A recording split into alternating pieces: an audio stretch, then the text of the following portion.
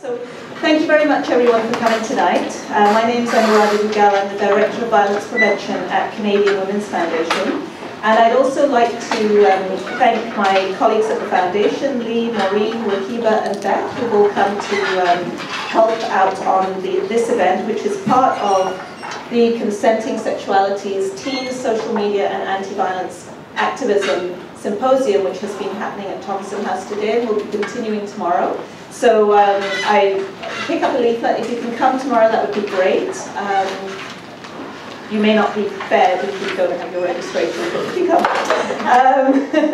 We also wanted to thank Carrie, Kaylee and Wilson from the Institute for Gender, Sexuality and Feminist Studies here at McGill. They are really the brains behind this, and we have lent our support to it in every way we can. But we're really excited on the partnership and to be here tonight and have this wonderful panel discussion.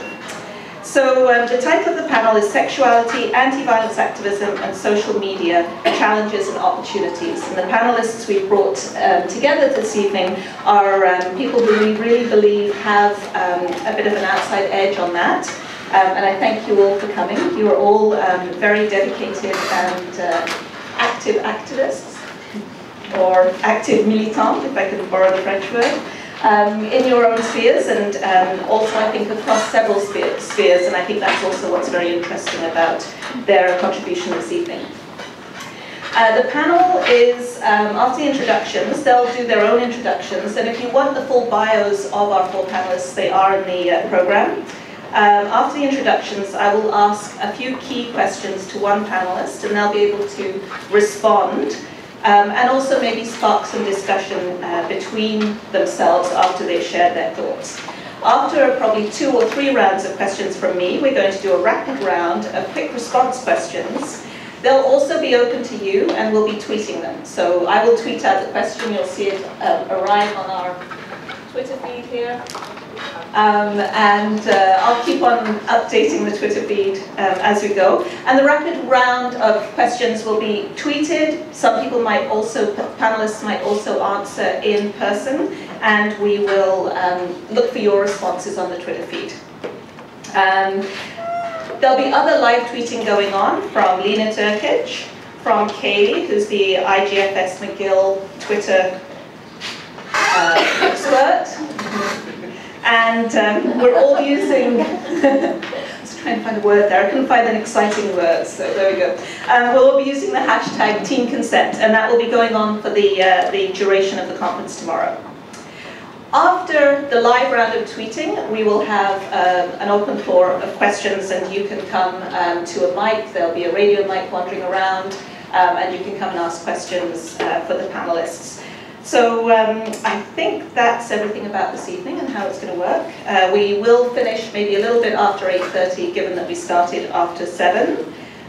So I really encourage you to have a good time tonight. Listen, there's amazing work going on, and I think I'm very excited to hear about them from their own words. I've seen a lot of their activity online, and it's just also really exciting to be here in person. As much as I like social media, I also like personal connections. So thank you all for coming. They are really role models to us all. So I'll start with the first question. Do you want to introduce yourselves, maybe just your name and your organization first? Jeff Perera, White Ribbon Campaign. I'm Elicia Loiselle from Project Respect at the Victoria Sexual Assault Center. I'm Steph Guthrie, Internet Feminist at Large. I'm Poirier from Hollaback, Montreal. Thank you.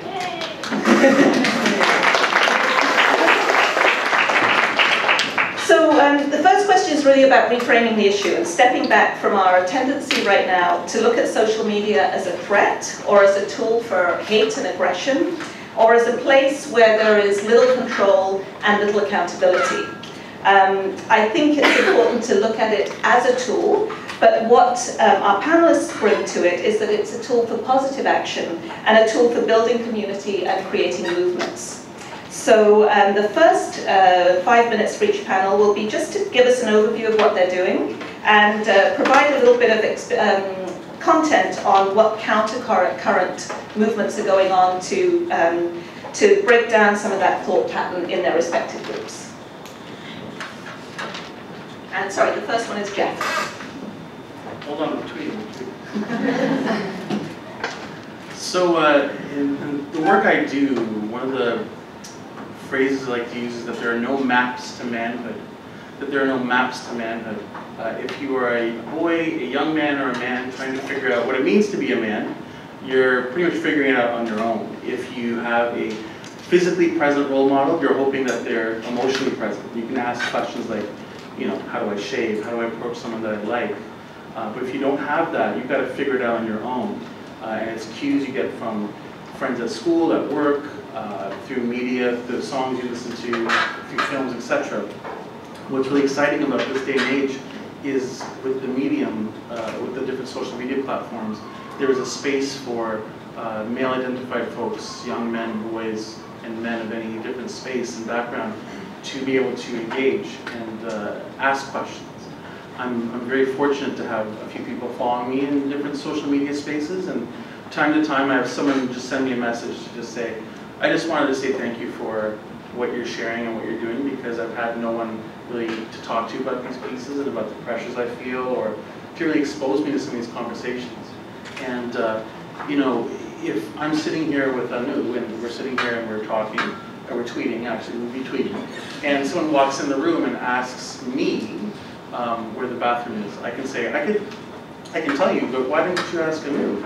Oh, well, I just asked you. And this piece around, going to the man and asking the man questions kind of thing. So part of my role and responsibility is to take that moment and challenge folks on that. So if young men are more inclined to listen and hear my voice than one of these panelists, for example, that's not what I want to hear or see, but my responsibility is to engage them to think about those different pieces, and eventually that they learn to value women's voices and women's stories. So through the mediums that we have now online, it's great spaces through Twitter and Facebook that groups like White Ribbon are able to engage men locally, nationally, and internationally with our work and other allies and other engaging men spaces and organizations nationwide. I'll leave it at that. I'm going to get back to tweeting. So, tweeting.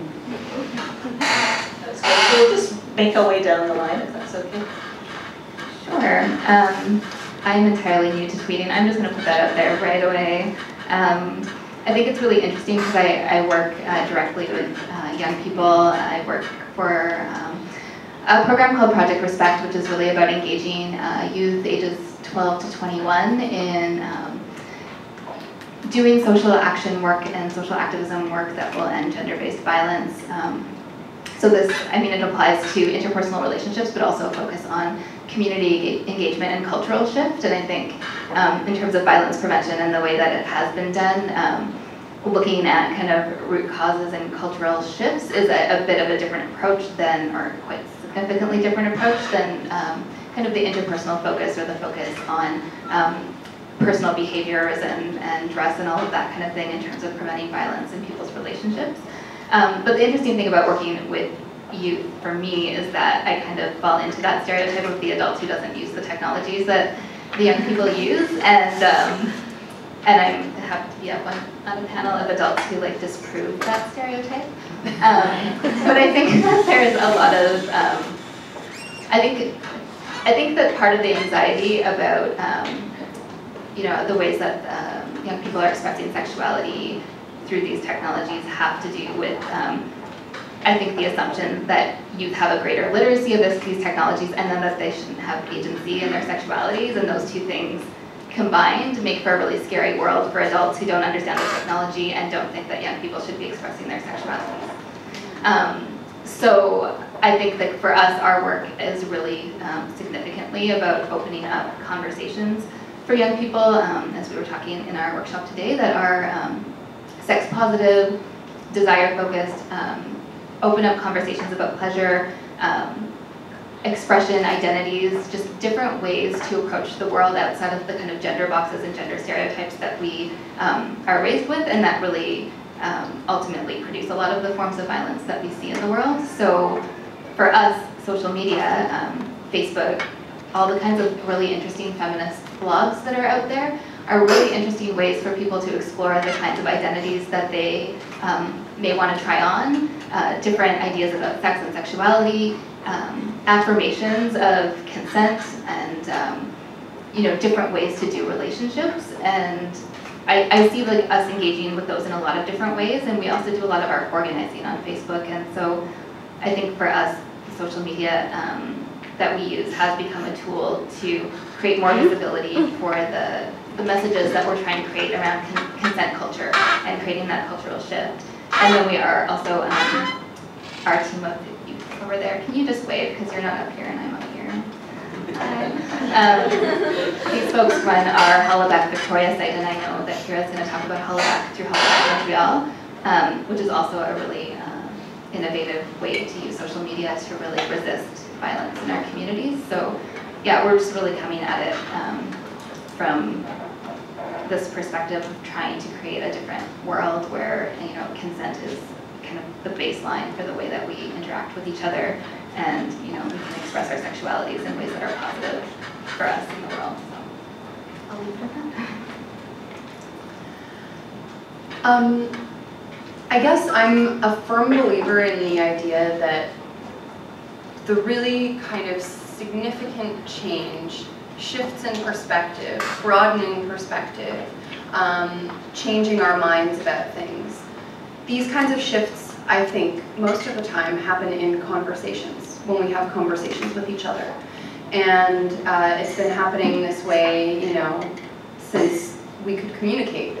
But I think that how social media and the internet are changing the playing field for these things is those conversations are opening up.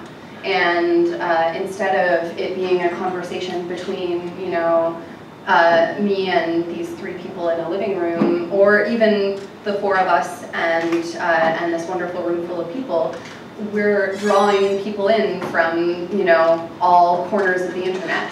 And what this means is that when a really significant conversation with a lot of depth of analysis and that tackles a really important issue, when that kind of conversation is happening in a space like Twitter, there may be all kinds of people observing that conversation. And whether they participate or not, they may take pieces of that conversation away with them and reflect on those conversations in the future. And then they may start a conversation with someone else in another space, building on those same ideas that they observed being explored in this conversation on the internet.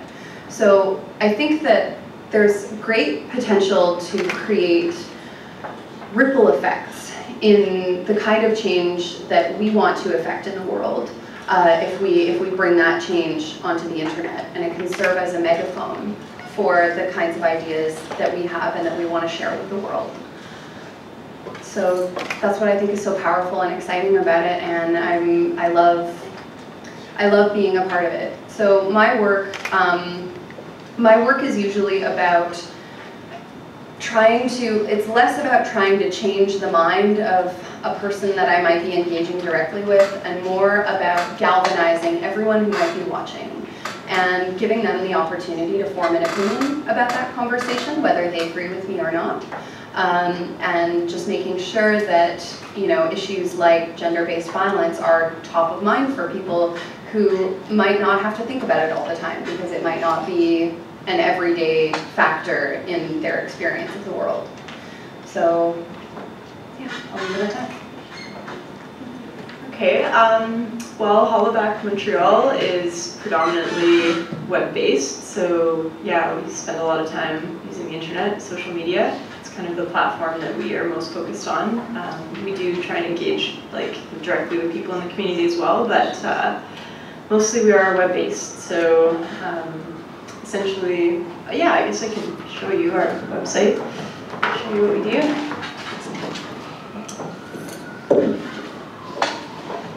So our focus, sorry, it's loud, is on ending street harassment, which is any sort of public unwanted sexual harassment.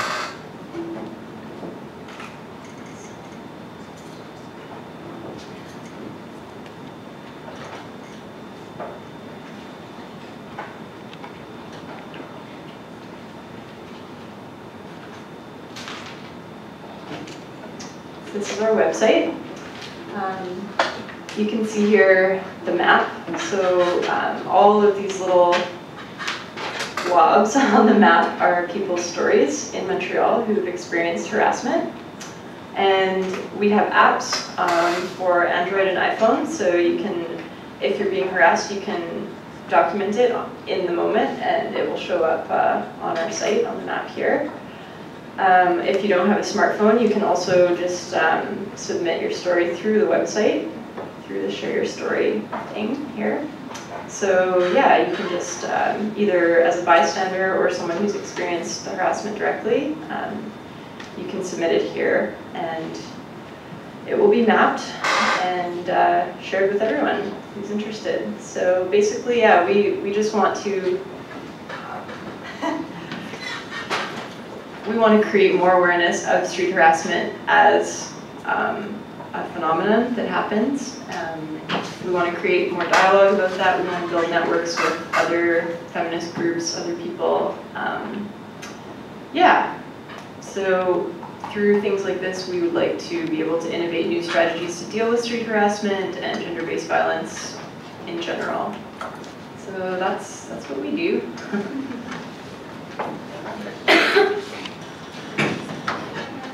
Thank you very much. So, so the next question is, what does feminism look like in this sphere? Is there anything different? Are there any significant changes on how we should be working on these issues? Do we have to think differently about activism when we're using social media? And maybe in answering that question, you can give us an example of how it's happened through your work, a sort of a concrete example of what you've done differently. And maybe this time if we start with Steph, Elicia, Jeff, Perera. Sure. And you can take your time. You don't have to. Don't have to rush it. All right, cool. So I think that there are a few kind of key features of how we communicate online that have great impact on the potential for how we do activism. So the first feature that I would mention is performance. We're always performing. I think all communication, there's an element of performance. But online, and particularly in more public platforms like Twitter, we are acutely aware that anyone could be watching. There's a sort of panopticonal effect to it, which can be kind of creepy, but it's also kind of cool. And people often want to kind of put their best foot forward, and they're really people are manicuring the way that they present to the world. So I think that the potential there in terms of activism is to kind of perform or model the types of issues that you think people should be talking about, and B, the ways that you think are most healthy and constructive to engage on these issues. So having conversations in the way that you would like to see more people having conversations. Another key feature of online communication that I have noticed is there's greater visibility for the kinds of attitudes that lead to gender-based violence. For example, once upon a time, the average misogynist, if they weren't like a news anchor or something, most of their views would be inflicted mainly upon people who are kind of in their immediate social circles. So their partners, their colleagues, perhaps like a waitress at a restaurant that they visit. And there also wasn't any kind of permanent record usually that the people who were on the receiving end of that attitude could point to in the future and say, here's the thing that happened, and guess what, this happens all the time. This is a regular occurrence in my life. And if you're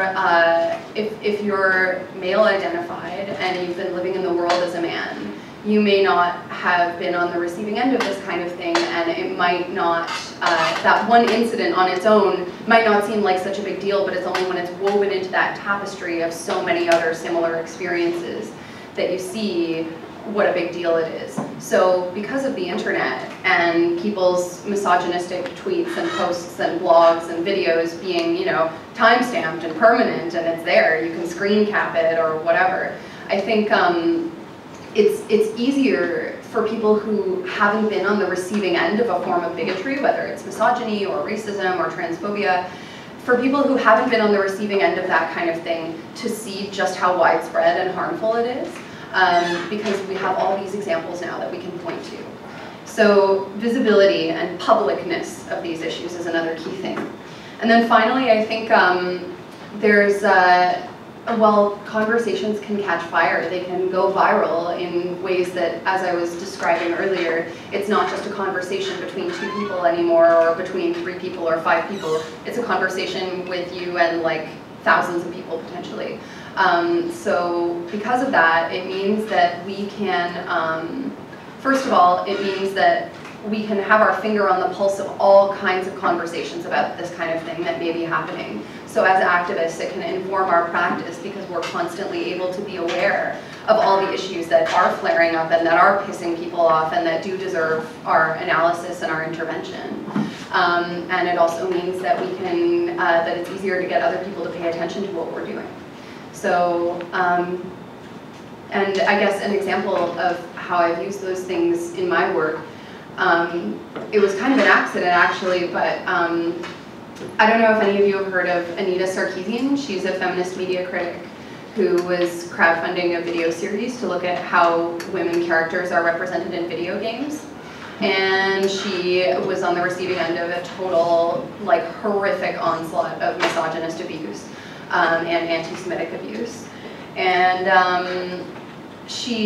well, one guy made a video game that invited players to virtually punch her in the face and watch really graphic and lifelike bruises and contusions appear on her face. And I had been following the whole story, but when I saw that game, that was too much. That kind of thing has no place in the world. You know, freedom of speech be damned. That kind of thing is garbage.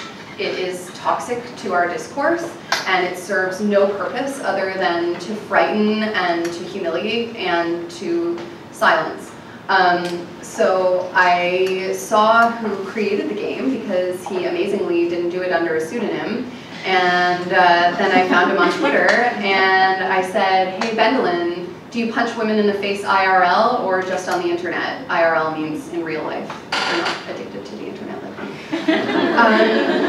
So it ended up becoming this really, I wasn't expecting the conversation to take off the way that it did, but it happened over the course of a weekend and thousands of people were participating, and then the mainstream media got to it, and then even more people were jumping in and participating. And I mean, I don't think we changed that guy's mind, but as I said earlier, that's not really my end game. My end game there was to galvanize all of the guys and women and anyone that I know who I think is maybe sympathetic to feminist stuff and is aware that sexism is a problem, but doesn't have to confront it all the time, doesn't confront it all the time, doesn't think about it all the time, and doesn't speak up.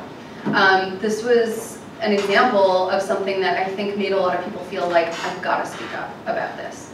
And in doing so, in all these people speaking up, it created that kind of ripple effect that I think the internet has a lot of potential for.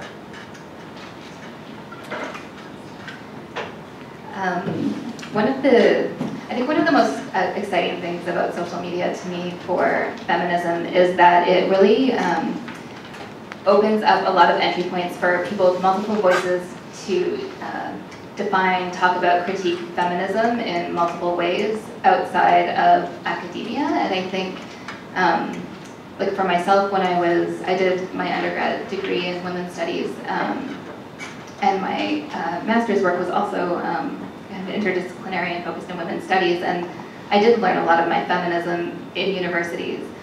But I've learned since I've been on Facebook, and I was slow to get onto Facebook as well, and very slow to adapt to technologies, and I resist hard. But when I did get onto Facebook, I noticed that the amount of diverse feminist perspectives that I was exposed to and on Facebook alone was so much even more rich than the university educations that I had. And people blogging in ways that are accessible to everyone or accessible to different people in different ways, and speaking different realities than what we might hear in the mainstream.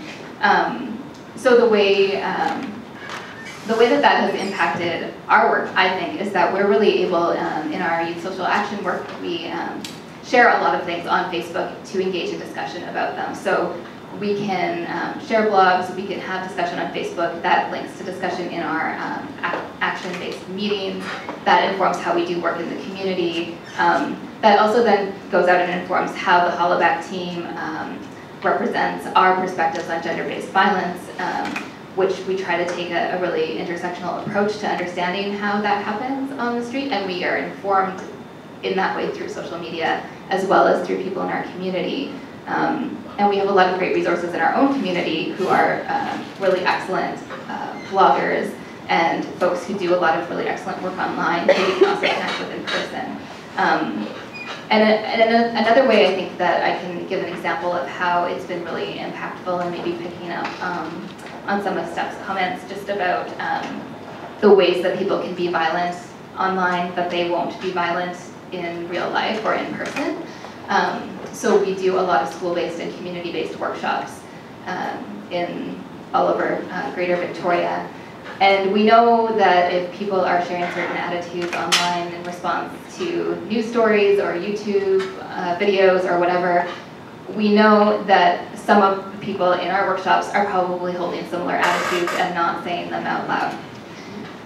So if I were to take like Steubenville as one example of that, I kind of maybe follow that through a little bit. So Steubenville happens, it's covered in the media in really atrocious ways, really victim-blaming ways. There's feminist responses to this, so we have access to a critique of the way that that's happening, and then we can add our own critique to that through our social action group and the way that we work together.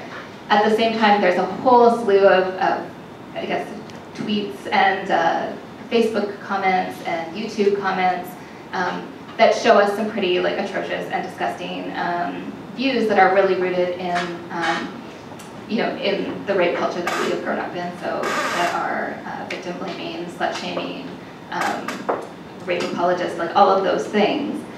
So we can go into classrooms then and we can bring up the example of Steubenville, and we have some perspectives because we can look at those YouTube comments and use those as a source of critique without having to have other folks in that room voice those opinions, because they wouldn't do that, right? So we can use those comments and we can start to deconstruct them in that space, and in doing so open up a conversation that we wouldn't have been able to have. And then we can use also the feminist critiques or different kinds of resources that have emerged. When I think of Steubenville, I think of, and I think this might have been referred to earlier today, of a blog by Black Girl Dangerous, which looked at Steubenville also for the injustice of the criminal justice system in that case as well. So not only looked at what happened in Steubenville and the violence of it, but also the continual violence of the prison industrial complex and perhaps like other ways that we can think about starting to address violence. So we had that critique that we could bring into that discussion. And then we also had things that were like video blogs. I mean, our team really enjoys Lacey Green's video blogs, and she had produced one about Steubenville right after it happened. We were able to use that also in workshops. It was really effective. So yeah, again, I think that all of these things feed into each other. And it was actually really interesting. We could just share a short story of something that happened in a workshop where we had brought up someone had brought up Amanda Todd and what had happened with her, and we had started to have this conversation just questioning why it would be wrong, because the implication was that it was wrong for her to share photos of herself online and express her sexuality in that way. And we'd started to open up this conversation to question that. And in that space, the youth worker in the room who was part of that program, I think that their perspective on that was being really challenged, because I think as youth practitioners we're like trained to think that that kind of inappropriate behavior is something that we should be discussing with the girls and making sure they're not doing that. And so we were bringing a different perspective to that. So he's kind of humming and hawing, and he's like, oh, well, maybe her real mistake was just trusting the wrong person. And then one of the young folks in the circle looked right at him and was like, that is totally victim blaming. And it was such a cool moment for us, because that doesn't happen that often, but we started to scaffold this like conversation around what victim blaming is. And for us to challenge another youth worker in that setting would have been, I think, less impactful, and also in some ways threatened our access to that space. If they don't think we align with the message that they're bringing, then that, like, next year when we want to go in, there's kind of a tenuous relationship sometimes. So it was just really neat the way that social media can play into these very real grassroots conversations that can shift attitudes, and in many ways, like I just think of like what it takes for someone, a young person, to like speak back to their youth worker in that way, and just think that there's something like empowering happening there as well. So yeah, I'll leave that. So I think of how exciting this day and age is with technology. I mean, I don't know how we spread ideas 15 years ago. I can't remember how we did past. But as much as we progress, you get reminders of how much it seems we're regressing. And in 2013, the formula for manhood is still prove you're not a woman. Right? That's the formula for manhood today, in this day and age.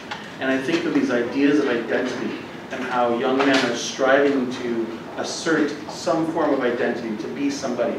First day on campus, I don't know a soul. How do I assert that I'm somebody? And what does that climb of the social ladder look like? And how do I establish myself in real life and online now, right? Because people exist more online, it seems, than they do in the real world sometimes, where most of your interactions, you see someone at school, you're like, hey, how's it going? Yeah, I'll talk to you on Facebook, or we'll text, or I'll do Twitter, or whatever it is. And so it's changed from guys standing in the hallway kind of elbowing when they see a girl walk by, checking out her ass or whatever. It's gone to likes, right, of a photo that's privately shared, right? And all these different things that we do to achieve status. This idea that women are now trophies and they're stepping stones that men use online as a way to gain access, right? To climb that ladder of identity. Women use it as rungs on that ladder. So it's important to kind of look at how this is a reality, and it appears every time, whether it's Miley Cyrus or whatever the conversation is, has all this discourse, but a lot of it's around slut-shaming and different pieces like that. But there's also opportunities for discussion and discourse that are new in this era, which are exciting. Christy Blatchford, this is the last time I'll say her name,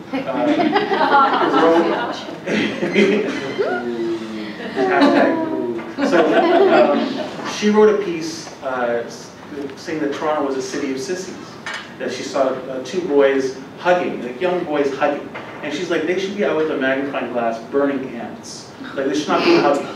So I was upset by this, because what this was reinforcing a type of parenting that is policing their children to a very toxic idea of manhood, and saying that being a man is having half access to your humanity and denying yourself emotional intelligence, emotional literacy, empathy, love, connection.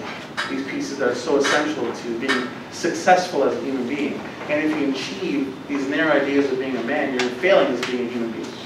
So I wrote a piece to respond to that called Fist of Cups. And it's basically saying that what she's doing is what so many people do, which is this invisible gun of manhood that's held to the head of every young boy as they grow up, whereas the standard of how they're supposed to be and act in front of peers, how they're supposed to engage women, no matter their sexual orientation, how they're supposed to assert and perform their masculinity. And so I wrote this piece like a wintry Sunday night. It was a wintry Sunday night. It wasn't very, it was snow falling. With less than 24 hours, 10,000 people read it. And this is just me sitting on my computer going, oh, I can't stand this one.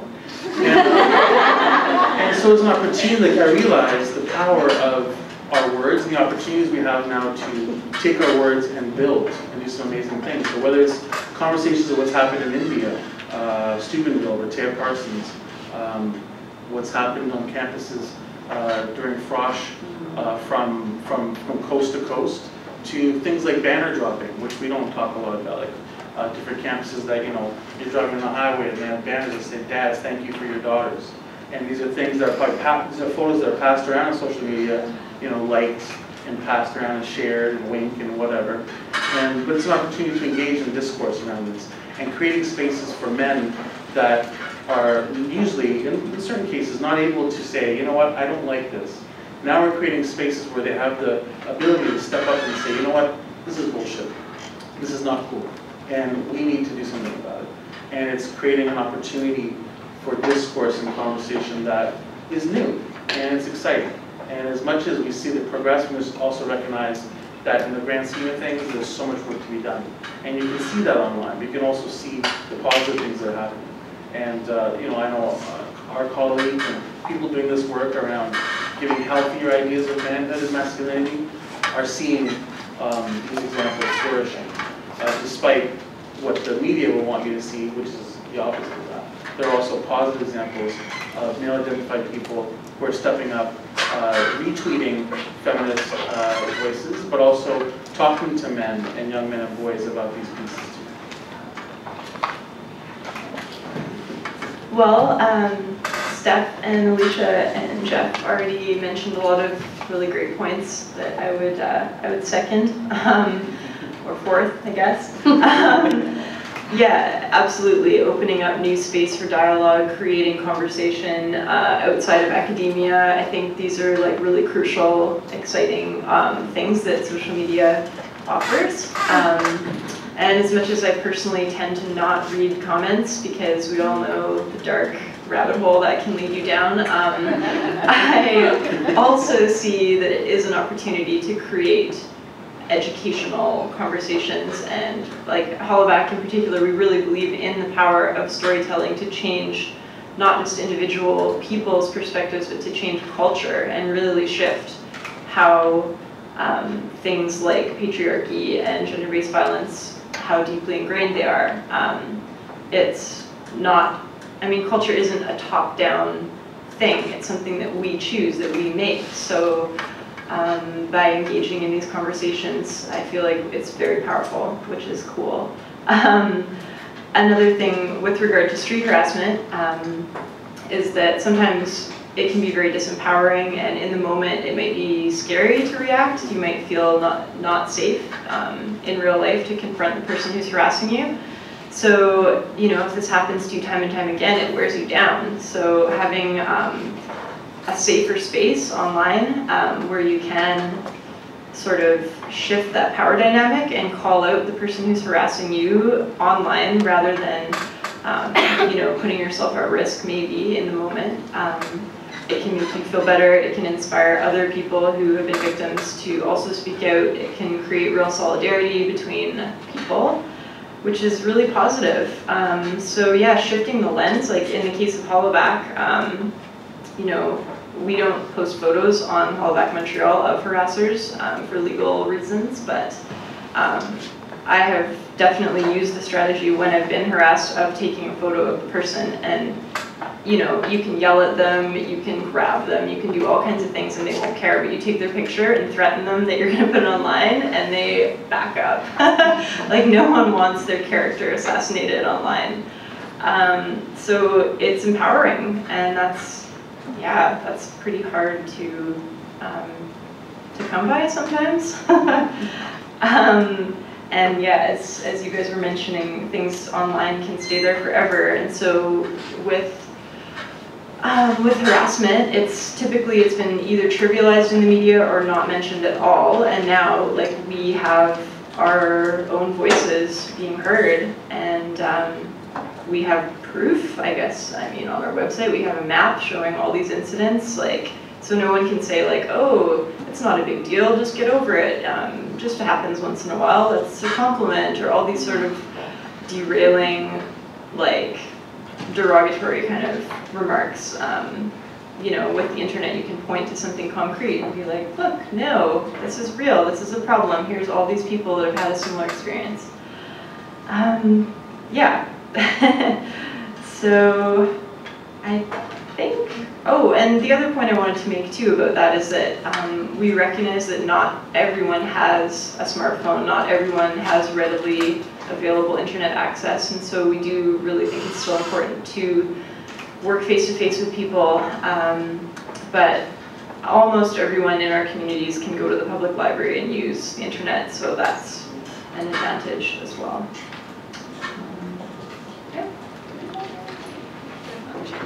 So I think we're going to progress to our lightning round. So this is how it works. I did think about it, but I didn't know how to do it.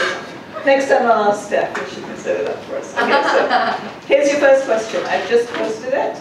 I don't think that's it. I don't think it went quite that fast. But I'll say it while it's appearing. The first question is, what is privacy in this world and how do you get it? How does privacy play out in the online world? And is there a way of carving out some kind of privacy for yourself while still engaging in social media? What are some of the ways of doing that? So I think that's my tweet. There we go. So all of you feel very free to put in your own responses. Our panelists will put in their responses, and if anybody wants to also respond or expand verbally, that's absolutely fine, because there's a bit of a time lag, as you can see, between when you post it and when it actually pops up here.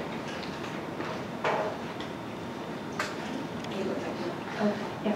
So one thing that I think never gets mentioned in discussions about online privacy, or I shouldn't say never, but rarely, is the idea of consent. Personally, I think consent should be woven into how we teach people about online privacy, because it shouldn't just be about protecting your own privacy and building walls around your own information. It should also be about respecting the privacy of the people that you engage with online. And a great example of when this issue comes up is, revenge porn. So what happened to Amanda Todd or Rehtaeh Parsons, where images are shared online without their consent. I think if we taught young people, and all people, adult consent, if we taught all people that a big part of maintaining respect and privacy online is about respecting the boundaries and privacy of other people, I think we could really shift a lot of the culture away from victim blaming. Because right now our rhetoric around online privacy is very, it lends itself really well to victim blaming, because it's all, who are you? Nothing you put out there is private. Everything can be used against you, and it's and people treat that like they act as though we have no control over technology and how people use technology. That rhetoric just glosses over people's personal responsibility to be decent human beings. So, yeah. Anyone else want to add? I remember, I can't remember his name now. It's a comedian from the States, Carrie something. He said how he fell asleep on the train and someone tweeted a picture of him asleep, and someone responded, "Welcome to being a woman," you know, and it's so true that you think of those moments where when you choose to speak up and speak out around issues of misogyny and rape culture, women become automatically targeted for a variety of different hate speech and different personal, private attacks. And for men, when they choose to try to step away from this invisible male privilege and kind of step out and say, this is actually not cool, whether it's a comment or whatever, you can become then targeted for that similar kind of hatred, and you're feminized for it, etc. So recognizing that, yes, there is this risk of, using your medium, that is your kind of your private space, for posting vines and awesome pictures of what you ate and what you drank and what you ate after you drank and all that kind of stuff. But when you start to post an article that someone on this panel would write, or content from the spaces that put on this event tonight, and you might get targeted for different things, this is kind of a choice that you're making. This is not a lightning round answer, is it? No. Anyway, yeah. So, but it's speak up and sorry. Okay, so the next question was, this is lightning round 2. What part does gender play in our online identities? And I think Jeff already spoke very eloquently about the experience of young men, but perhaps it would be interesting to add to that, to think about how women experience their gender, or maybe men and women and people who don't want to identify as young men or young women. How does that play into that online identity? And please answer the questions also. We'd like to see your answers too.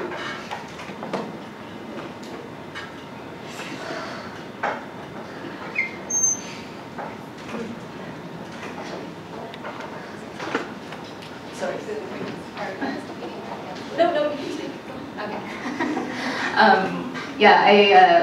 That question just made me think about all of the possibilities for play and exploration in terms of gender identity online and the kind of freedoms that could be possible for people. And I know that there is a lot of gender-based violence that happens online that targets people's gender identities, but I also think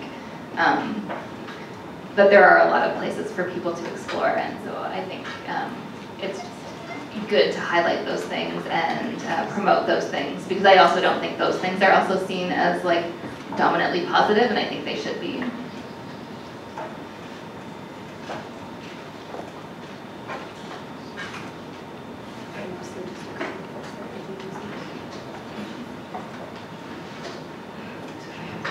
Okay, so the next lightning round, I think we've sort of answered it, so I'm going to mention it, but it's not essential that we, the next question is, what does consent look like? And it's, what does consent look like to you? What does consent look like online? How do you give consent for people to post things about you? It can be really any way you want to answer that question about consent.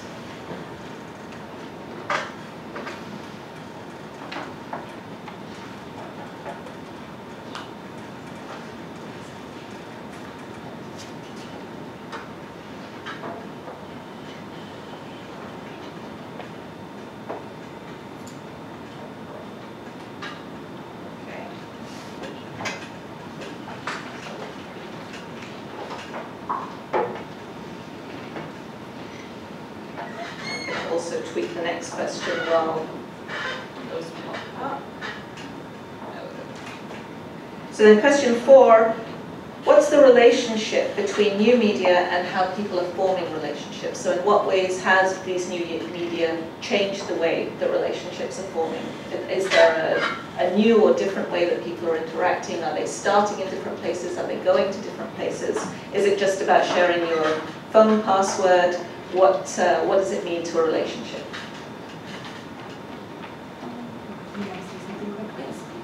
I think a lot of the time we're talking about how social media has impacted our relationships with each other.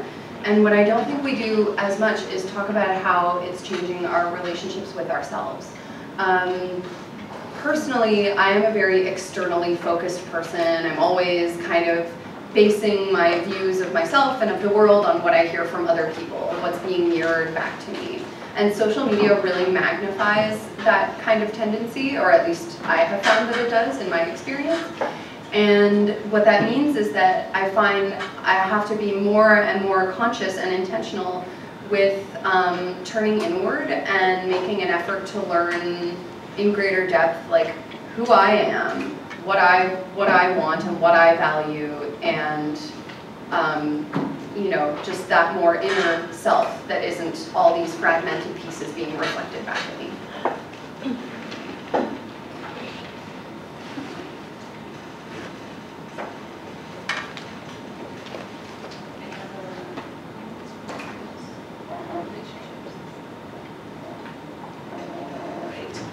So the next question, this is maybe specifically for those of you who do work directly with teens, for example. But one of the things we heard a lot from Elicia today also about this, and also from the public talk this morning, earlier. What do you say to teens when they tell you they're sexting or that they're sending selfies? What is your reaction, or what do you counsel? What is your response?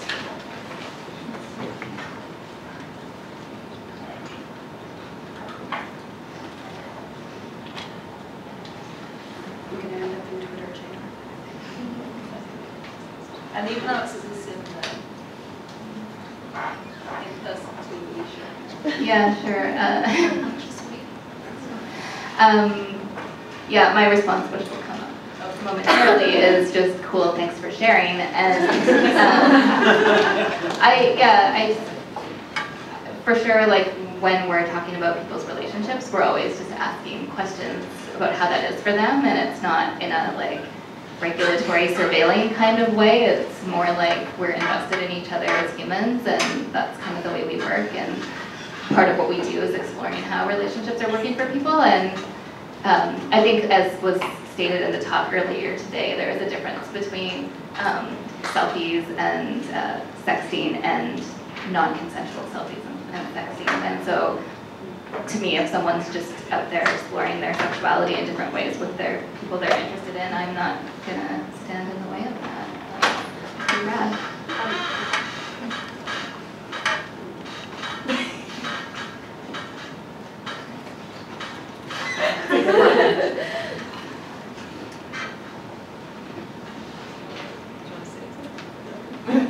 That's our gender galaxy photo that we use often in workshops to move away from the idea of a spectrum.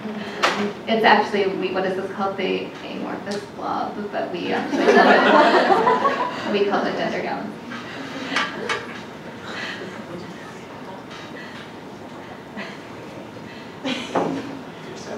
And what about dating sites? Do you have anything to say about dating sites? I'm going to answer a big question.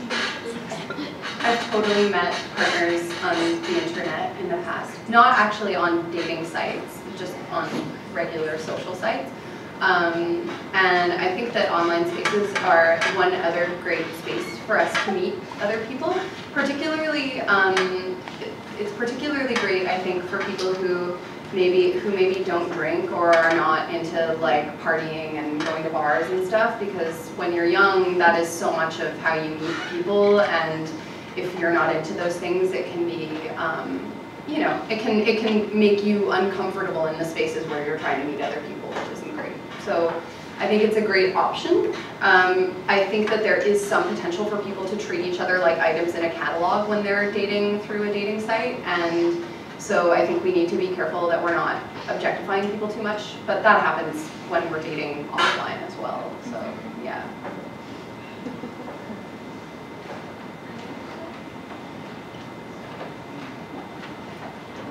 So I'm not gonna tweak the last one because I think we've talked about it. It's about selfies. What about selfies? I think we've talked about that a lot. Yeah. So that completes the lightning round. What we would now like to do is really open the floor to questions for you. We have a good half hour, so I really hope there's going to be a lot of different questions. And we have a radio mic wandering around, so we can pass that out to you. Or if you're comfortable just shouting out, do just shout out your question. And if anybody else can't hear it, I will try and repeat it for you. But we can maybe just pull the mic into the middle of the room, and then people can come to it if they want.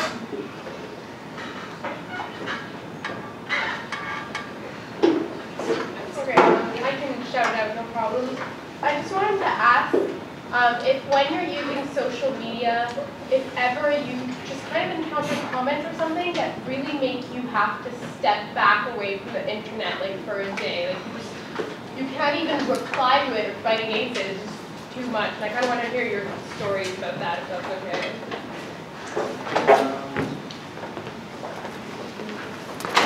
Really briefly, another group that I don't want to mention or talk about are these so-called men's rights groups. And what happens with a lot of folks that are speaking up on issues around feminism and gender equity and looking at reimagining masculinity, etc.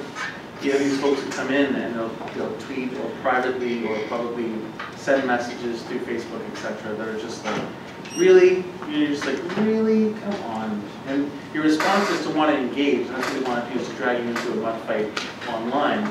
Because that helps them get clicks and links and whatever, rather than leaving them in obscurity. But there's times where you have to recognize that I need to respond, because there are folks who are there's a spectrum of people who have these beliefs. There's folks who, like us, who are trying to engage people in and healthier ideas, but there's people in the middle who are trying to figure things out. Like, yeah, I'm a man, and I have hardships, and these folks are saying it's women's fault. Well, I've been dumped a few times, so maybe it is women's fault. And they go down this dark, downward spiral towards blaming women and feminism, etc. And it's for those folks in the middle that I think that with my work, I need to try to find a way to create counter content, to not get into the mudslinging with these lovely creatures from dark spaces, to try to, again, to address these realities that yes, men are struggling, men are going through hardships, but women are oppressed. But it doesn't mean that these things are exclusive. Like I can say that women are oppressed and men are struggling. It's not about this oppression Olympics, it's about how it's affecting all of us. It's a conversation of us and how we work together to address these issues. But yeah, give that. I spoke earlier about using comments as a tool, and I mean that is to a very particular extent. I think on spaces like Facebook or places where you have the opportunity to engage in dialogue with people, that it is really helpful. I agree with what you're saying, Jeff. But there are lots of days where I see comments on YouTube videos or whatever that make me just want to leave my office and never come back. It's really the community energy and the passion that the folks that I work with have for the work that keeps us doing this work, because I think there's a lot in anti-violence work that can make you never want to do anti-violence work. So I think that can be a really hard thing to hear. Yeah, I mean, there's a lot of ugliness, right? And it sucks a lot of energy out of you. And some days I just don't have the energy to engage at all. And I think that an important thing in terms of maintaining our own kind of online privacy and just mental health is knowing your own boundaries and knowing when you do need to step away and do some self-care. It's something that I have not been great at, my partner sitting at the back of the room has so many times, put your phone down, put it in the other room, and when you get sucked into a debate, it can be difficult to do that, but it's just like with anything, we just need to, over time, develop a clearer sense of our own boundaries and learn to observe and respect those boundaries. Yeah, negative comments, definitely a bummer.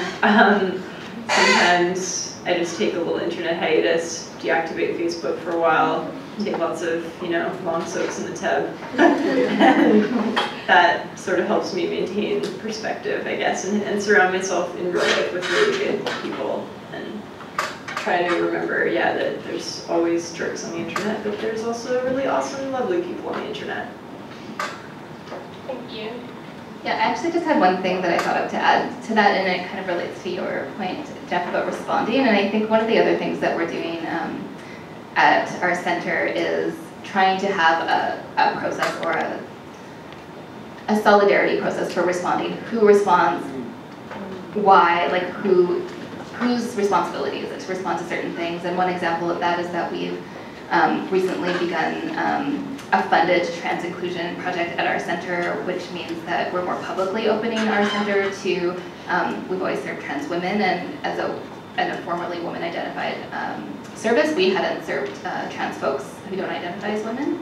And this is a new change for us, and so we've been promoting it on Facebook, and we had blowback from a UK radical feminist group who just bombarded our Facebook page with transphobic, trans-misogynistic comments for hours and hours, and I started to respond to that and became very tired very quickly. I'm a cisgender woman, but I am partnered with a trans man, and this affects my personal life in a really profound way. And I was at home the day that it was happening, so my colleague took over responses as a solidarity strategy. So it's and similarly with what you're saying, it's sometimes, someone who's been born and raised in the world as a man is, should take on responsibility for responding to certain things, and sometimes in our facilitation teams at our work, that's the way that we do things as well. Because I'm often confronted by misogynistic comments from young men, for instance, in spaces where there is a man-identified facilitator who's better placed to respond to those things. It's more powerful often, but also it's not my responsibility to do that if I don't have to. So, but yeah, your comment just made me think of those things, and that's part of self-care because, you know, yoga and drinking water can only get you so far, and so you actually have to like do important, like meaningful self-care and preservation. So. Thank you. I don't think this is working. Oh, I'm just Is it working? Yeah. Okay. First of all, I just want to thank you all for your brilliant presentations. But I wanted to follow up on a question that was just raised, and that's this issue of backlash, the violence of backlash or blowback. And here, I don't want to use blowback because I think that has more to do with the war on terror than it does with sexism. But a lot of the solutions or a lot of the sort of like responses that you provided are very individualistic. The very notion of self-care, and except for your project Respect, this notion of relying on a solidarity group, for instance, or relying on the community, which is also quite individualistic. And I'm thinking, what about strategies like the one that Anonymous used, for instance, to jam a lot of the sites that are putting information out like that? Because one of the things that feminists always get called when they intervene is that they're being politically correct. And obviously, I mean, the violence of that alone, the discursive violence of that, undermines and sort of deflects attention away from the real violence that's occurring. So my first question was about this kind of like, have you guys thought about a collective response that would actually mobilize entire communities in a way like what you were talking about when you intervened in that twitting war, you know? So that was my first question. My second question is that in a way, the internet's like a level playing field. So you have the racists and the anti-racists, the sexists and the anti-sexists. And a lot of this is around, you know, sort of comes across as if it's everybody has a right to an opinion. Everybody can say anything they want. And what's your view about that? I mean, given where you are all coming from, which is in a I would say a pretty progressive and sophisticated theoretical framework, how do you counter this sort of flattening of a field which is in fact quite tiered in reality? Yeah? Thank you.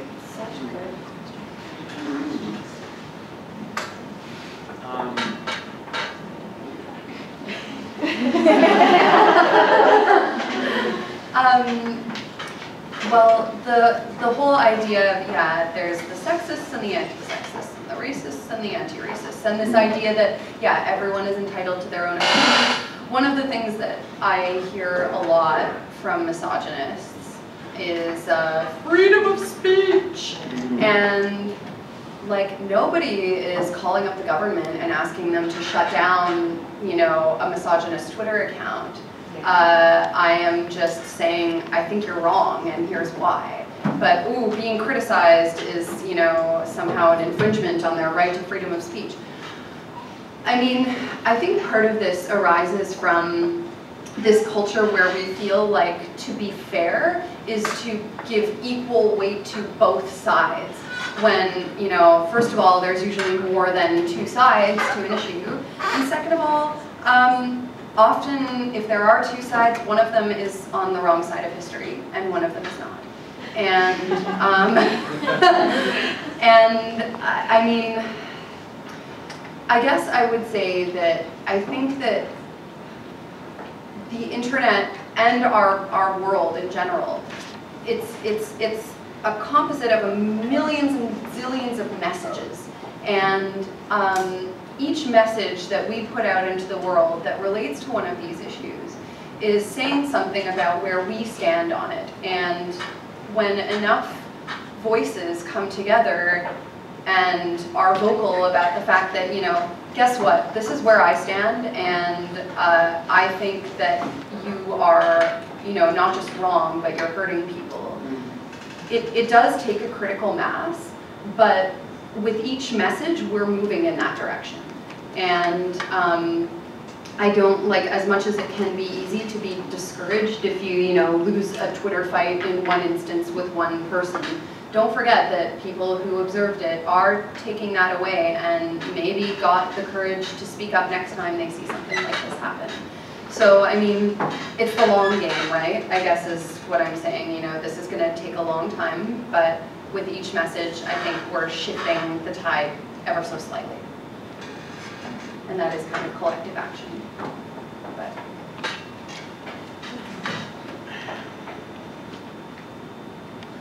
I just to kind of underline that, like, your freedom, your right to freedom of speech doesn't override my right to be able to sit here and not be subject to hate. And that's in real spaces, real life spaces, and online spaces. I think more that we recognize the impact of our words online can be even more so impactful. And the accountability we need to have for those words, because they exist and they're there.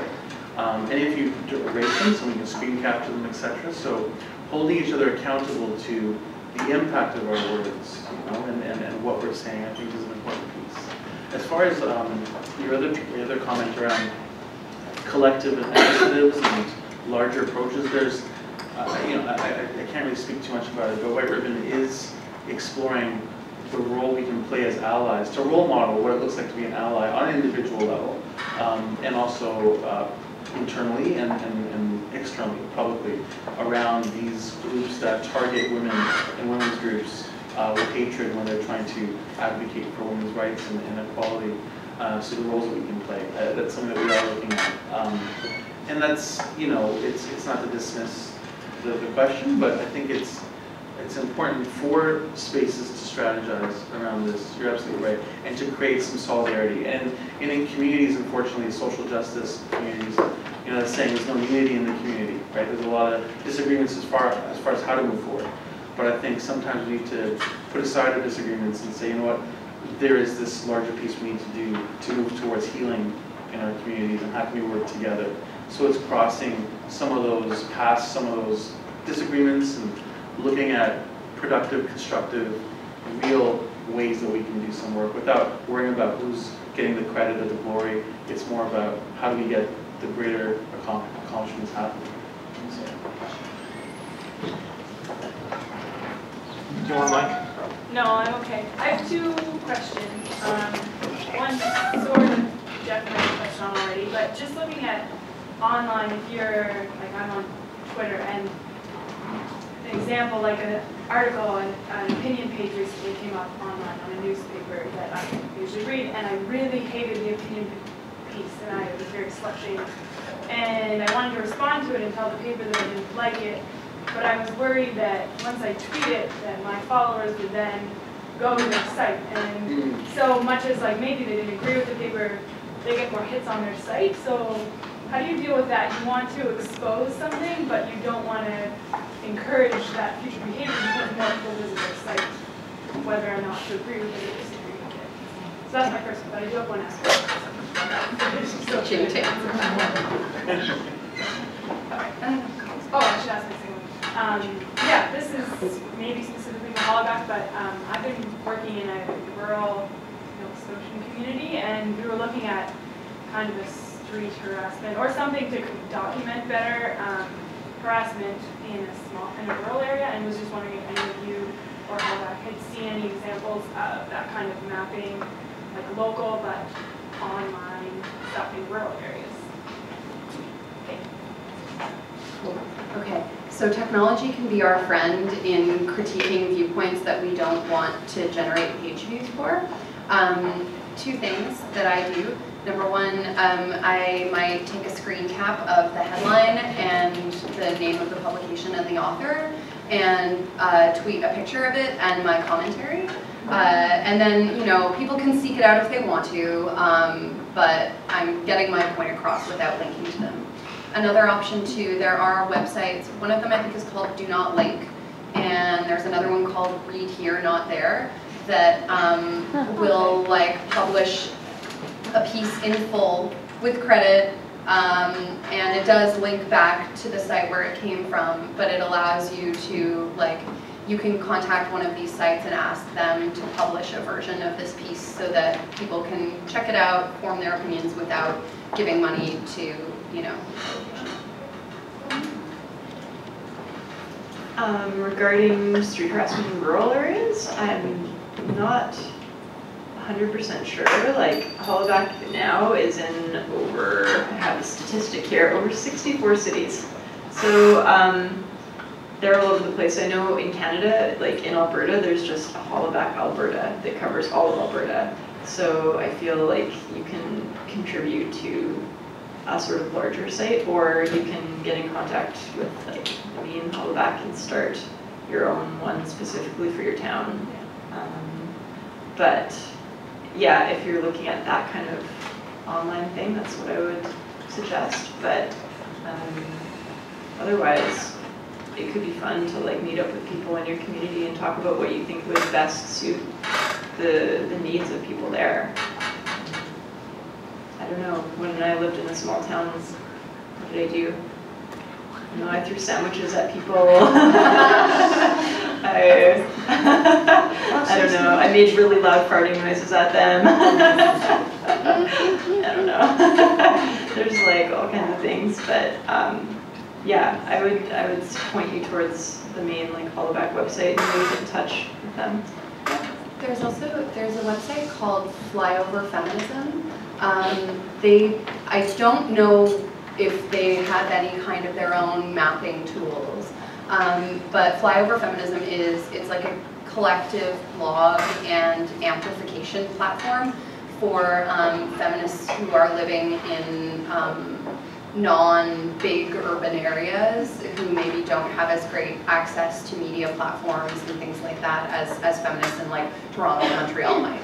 So Flyover Feminism, it is based in the US, but they do publish quite a fair amount of content from Canadian feminists, and they might have some resources for you to check out.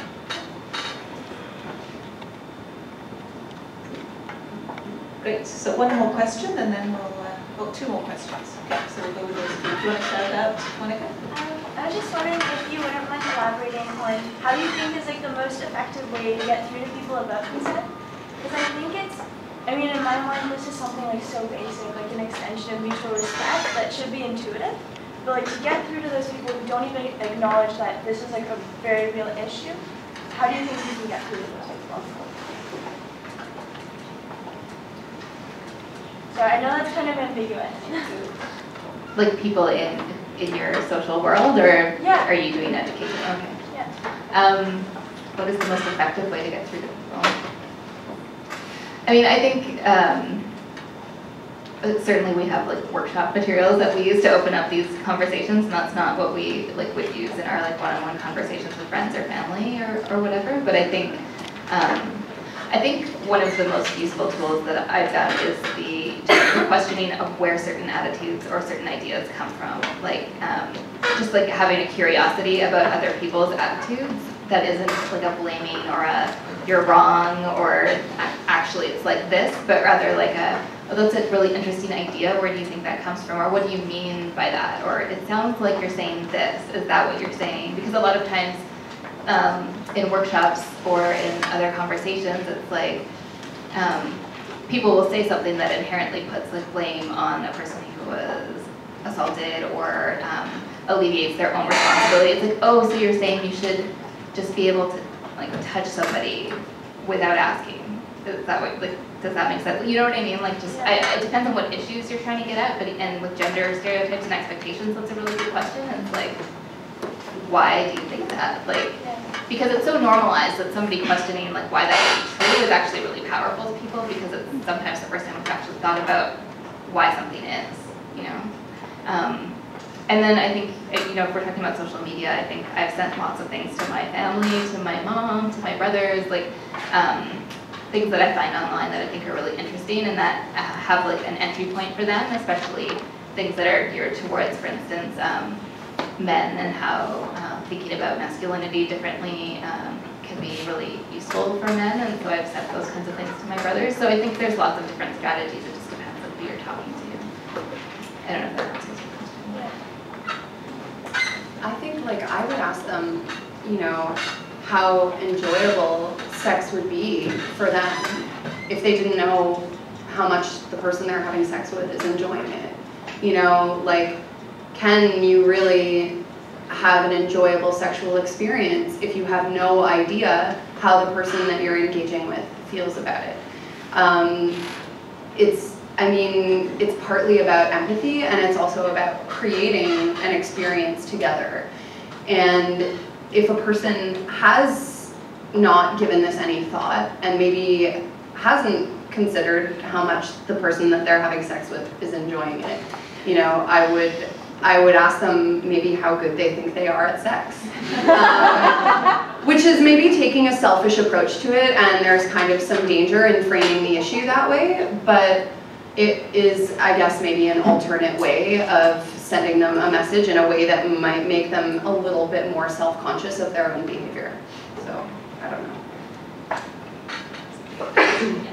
Yes, I just want to come back a bit to her question about how you deal with backlash. I am not so much on the internet world, so I'm forgetting details of names, but I know there's somebody in the US who started calling school, workplaces, and even the police when she finds people online who post pictures, I guess that you just take of random girls, and she finds where they work, where they live, calls them and lets them know. And I guess there has been some response, both from their employers and the police, to that. Do you think that's an effective strategy? Is that something you use in organizations? Maybe when would you use it, when would you not?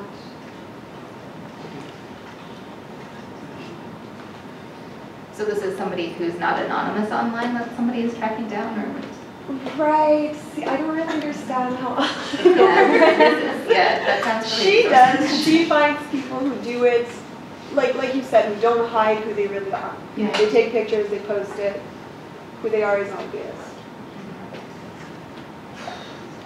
I mean, I think, like, you want to, for me at least, when I'm deciding whether or not to potentially, like, sick the internet on somebody, I want to choose my examples relatively carefully.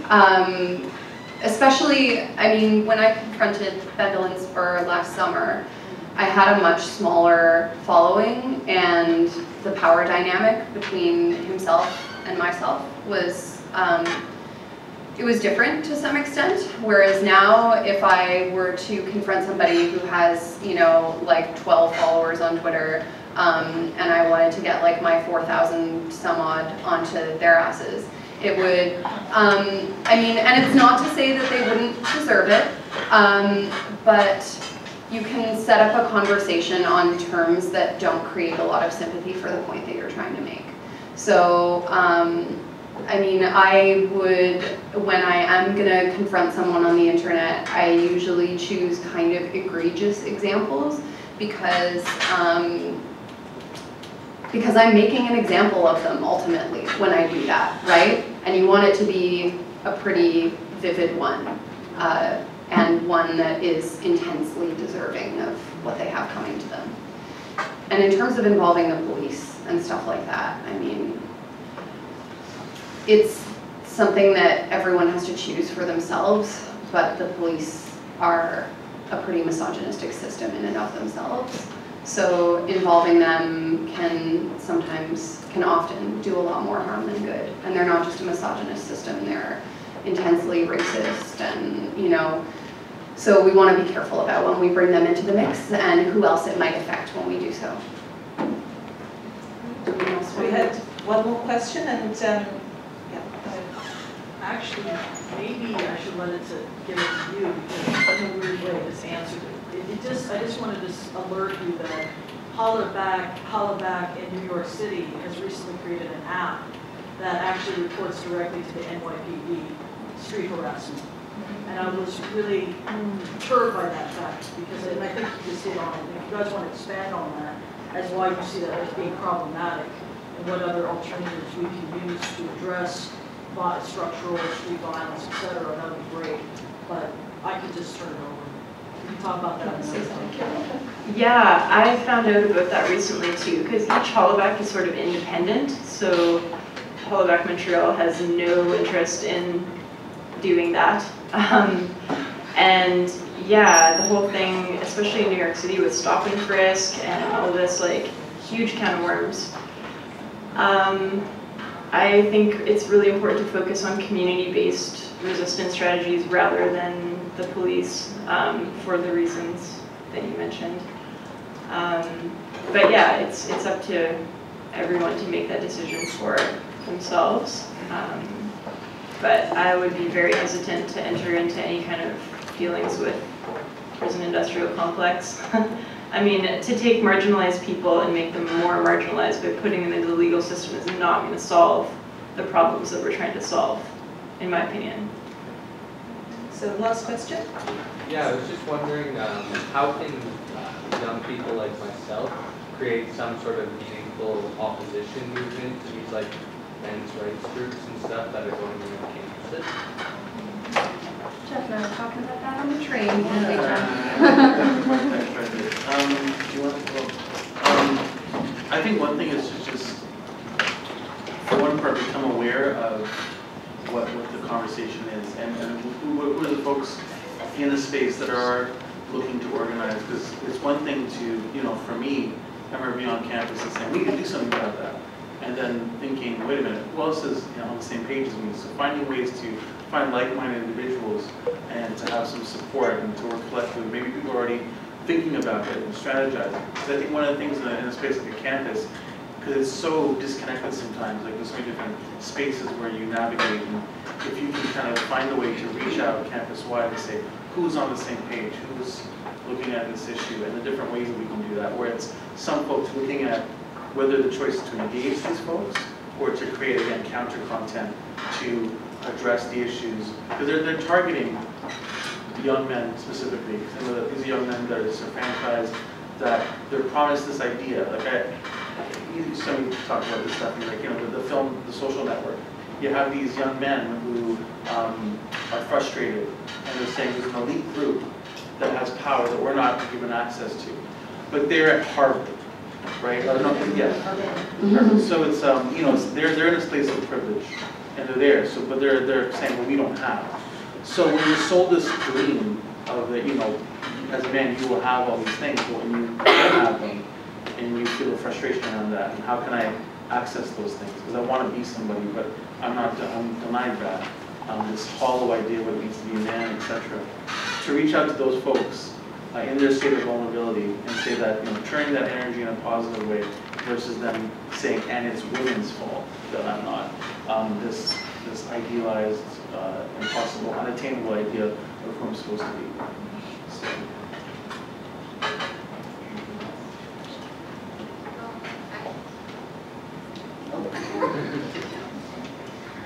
Okay, great. Thank you very much. So I'm going to invite Maureen Adams, Vice President of Grants and Community Initiatives at Canadian Women's Foundation, to just come up and thank the panelists on behalf of the Foundation. Personally, I'd like to say thank you to all of you for coming and participating and being such an interested and active audience. And I'll hand it over to Maureen.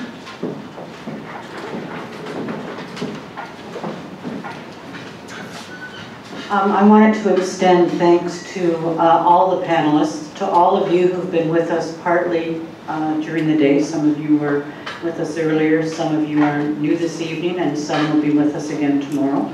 I think it was an amazing discussion from the panelists, from the questions in the audience. And I guess I would say just a couple of words about the Foundation and its work in this area now. We are looking at new ways, like the panelists have described, and all of you may be engaged in, to have a broader reach, to have mobilization on the issues that affect the issues of concern to the Foundation, which are violence against women, building strong girls, and ending transitioning women out of poverty, and giving voice in new ways to women and girls across the country on these issues. And also we're looking at the Foundation about how we can use social media for advocacy efforts that we can use online. We're just starting to think about that now. We have launched a blog. We're launching a blog next week, and where we'll have dialogue and engagement in a broader sense. And also, I think for us, we're trying to fight back and reframe issues. So some of the issues about men's rights groups that were raised there, we've had lots of challenges with men's rights groups suing us on our public awareness or taking action against us on our public awareness campaigns. So how do we actually fight back and reframe some of the issues related to gender-based violence? So you can watch us and see us and learn about how we're trying to change the world, and that social media is another tool to add to the tools we have in other areas of the work. So thank you to all of you and to the panelists. So we have little gifts. And because we're women and we have creative people on the team, they're all wrapped with lovely ribbons. Which we like. I'd like to say we made them ourselves, but we didn't. And one of the things that's important in our foundation is to financially recognize anyone who helps us in the way the panelists have done today. We do this with women who also come and speak, who may be in some of the programs that we fund that are giving voice to what's happened to them. So we think it's very important. So part of what is in this little package is just a little financial contribution to thank you for being with us today. So I'm hoping I get them in. Here we go. Welcome. Over here.